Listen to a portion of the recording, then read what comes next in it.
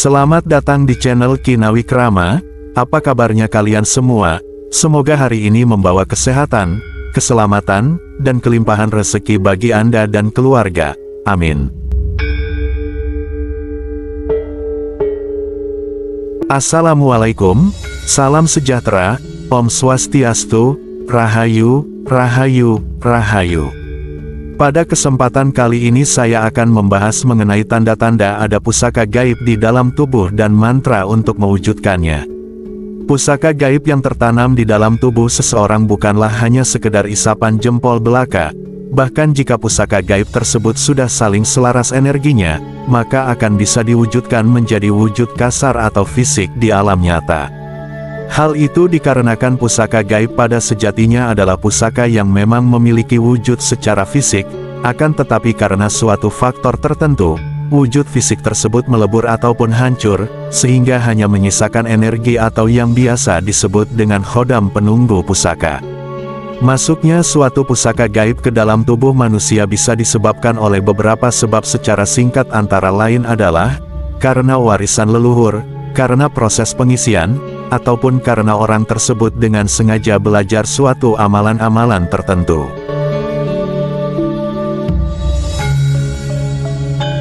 Namun, ada pula pusaka gaib yang masuk atau ikut karena sukarela, biasanya karena memiliki warna energi yang mirip atau selaras.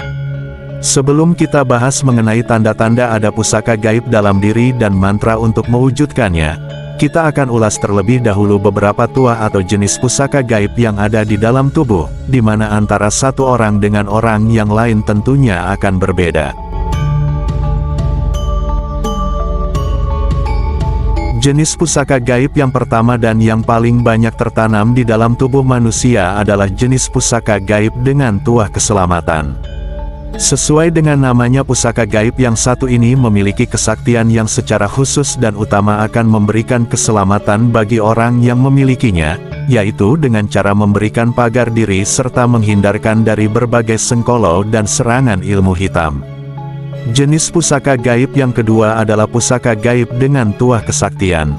Jenis pusaka gaib ini mampu memberi kesaktian tertentu kepada pemiliknya, misalnya saja kebal terhadap serangan senjata tajam dan santet. Selain itu juga membuatnya mampu melakukan serangan balik kepada musuh yang tentunya secara fisik maupun metafisik. Jenis pusaka gaib yang ketiga adalah pusaka gaib dengan tuah kekuasaan. Tuah kekuasaan ini biasanya juga disebut dengan tuah kewibawaan. Tuah pusaka gaib ini akan membuat pemiliknya gampang menjadi orang dengan derajat atau pangkat yang tinggi, dan aman dari persaingan di sekitarnya. Jenis pusaka gaib yang keempat adalah pusaka gaib dengan tuah penundukan. Jika di dalam tubuh terdapat pusaka gaib pendudukan, maka bisa dilihat dari perilaku orang yang selalu menuruti kata-kata dan perintah panjenengan, bahkan mereka juga akan selalu tunduk dan tidak bisa membantah argumentasi yang keluar dari mulut panjenengan. Jenis pusaka gaib urutan yang kelima adalah pusaka gaib dengan tuah keresekian. Seseorang yang memiliki pusaka gaib keresekian, maka perjalanan hidupnya dalam mencari nafkah akan jarang mengalami hambatan. Tuah keresekian ini juga sering disebut dengan tuah penglarisan. Jenis pusaka gaib yang keenam dan terakhir adalah pusaka gaib dengan tuah pengasihan.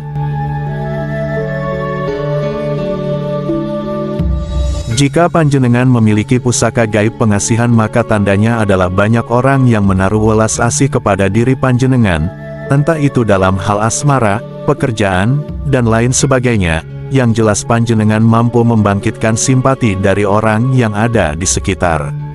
Setelah mengetahui berbagai jenis pusaka gaib di dalam tubuh manusia tersebut, berikut ini adalah beberapa tanda ada pusaka gaib dalam diri kita, di mana yang pertama adalah sering bermimpi diberi benda pusaka. Jika akhir-akhir ini panjenengan sering bermimpi di waktu sepertiga malam, yaitu antara jam 1 pagi hingga menjelang subuh, dan di dalam mimpi tersebut panjenengan diberi sesuatu atau barang yang terlihat seperti pusaka, misalnya keris, tasbih, kitab, dan lain sebagainya, maka bisa dipastikan tubuh panjenengan sedang ditanam dengan pusaka gaib. Bagi beberapa orang yang memang energi spiritualnya masih terbilang lemah, mimpi yang demikian terkadang justru akan membuat tubuh fisiknya menjadi sakit, Misalnya panjenengan setelah mimpi diberi pusaka kemudian malah sakit selama seminggu, rasa sakit tersebut sebenarnya adalah proses penyatuan dan penyelarasan energi antara panjenengan dengan si pusaka gaib. Setelah panjenengan bermimpi mengenai hal tersebut, ada yang memang kemudian menemukan sebuah benda di bawah bantal atau di sampingnya. Namun, ada juga yang tidak. Dan jika panjenengan tidak menemukannya, maka benda pusaka tersebut sejatinya secara energi sudah ada di dalam tubuh. Tanda ada pusaka gaib dalam diri kita. Urutan yang kedua adalah sering terasa adanya suatu getaran pada bagian tubuh tertentu. Getaran yang dirasakan tersebut tidaklah sama antara orang yang satu dengan yang lainnya. Bisa saja panjenengan merasa seperti ada aliran listrik yang merambat pada tangan atau bagian tubuh lainnya. Namun bagi orang lain yang terasa adalah seperti aliran air yang bergerak di bawah kulit. Selain getaran, fenomena lain yang dapat dirasakan adalah munculnya rasa panas ataupun dingin pada bagian tubuh yang terindikasi tertanam pusaka gaib. Dan jika yang dirasakan adalah hawa panas, maka biasanya pusaka gaib tersebut sedang bentrok dengan energi di sekitarnya yang bersifat negatif. Namun jika yang dirasakan adalah hawa dingin, maka sebaliknya. Getaran dan hawa panas atau dingin ini seringkali muncul ketika panjenengan berdekatan dengan orang yang sama-sama memiliki pusaka gaib di dalam tubuhnya. Namun, bisa juga muncul ketika panjenengan sedang berada di tempat dengan medan energi metafisik yang lumayan tinggi, seperti ketika berada di tempat sakral, wingit, angker, dan lain sebagainya. Tanda ada pusaka gaib di dalam diri kita. Urutan yang ketiga adalah munculnya kemampuan supranatural tanpa proses belajar. Kemampuan supranatural dadakan tersebut adalah sebagai efek samping dari tuah atau kesaktian yang dimiliki oleh pusaka gaib yang tertanam di dalam tubuh panjenengan. Misalnya saja tiba-tiba panjenengan bisa mengobati orang yang sakit hanya dengan menggunakan media air yang didoakan, atau panjenengan tiba-tiba saja bisa menetralisir tempat-tempat yang dianggap memiliki energi jahat. Kemampuan tersebut akan semakin meningkat apabila digunakan sebagai sarana untuk menolong orang lain yang membutuhkan, dan jangan pernah menggunakannya untuk mengejar materi. Namun, jika orang yang panjenengan tolong hendak memberikan sesuatu dengan ikhlas, maka terimalah itu dengan hati yang bersyukur. Tanda ada pusaka gaib dalam diri kita yang keempat adalah panjenengan akan memiliki hawa dan aura keberadaan yang sangat kuat. Jika energi panjenengan sudah melebur menjadi satu dengan energi dari pusaka gaib di dalam tubuh, maka otomatis energi dan aura yang dipancarkan juga akan menjadi lebih besar dan lebih kuat. Hal tersebut akan membuat panjenengan terlihat lebih mencolok jika berada di suatu keramaian, entah karena wibawanya, karismanya, daya pesonanya, dan lain sebagainya.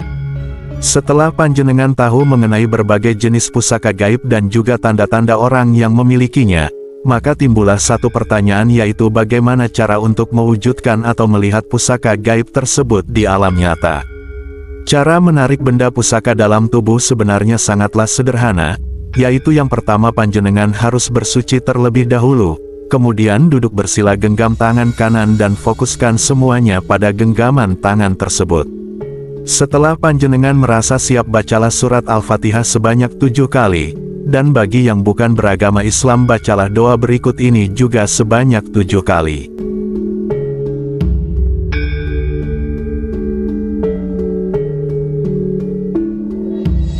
Jika panjenengan sungguh memiliki tanda adanya pusaka gaib dalam tubuh dan juga benar dalam melakukan ritual penarikannya, maka sebelum doa yang ketujuh panjenengan akan merasakan sesuatu di dalam genggaman tangan kanan tersebut, di mana biasanya akan terasa hangat bahkan juga sampai panas. Agar mantra atau doa penarikan pusaka gaib tersebut semakin ampuh, biasanya akan didahului dengan sebuah ritual puasa mutih yang dilakukan minimal selama 3 hari sebelum proses ritual dikerjakan. Mewujudkan pusaka gaib dalam tubuh ke alam nyata tentunya memiliki konsekuensinya tersendiri, Yang pertama yaitu panjenengan bisa saja malah akan jatuh sakit setelahnya, dan yang kedua panjenengan justru akan kehilangan pusaka gaib tersebut bersama dengan tuahnya selamanya. Ingatlah bahwa segala sesuatu yang diciptakan atau ditempatkan di alam semesta ini sudah memiliki tatanan dan peranannya masing-masing, sehingga jika tidak memiliki tujuan yang kuat dan jelas, sebaiknya hindari untuk merusak atau mengubah tatanan tersebut. Itulah tadi pembahasan mengenai 4 tanda ada pusaka gaib di dalam tubuh dan mantra untuk mewujudkannya. Semoga bisa menjadi wawasan dan pengetahuan yang berguna bagi panjenengan semua.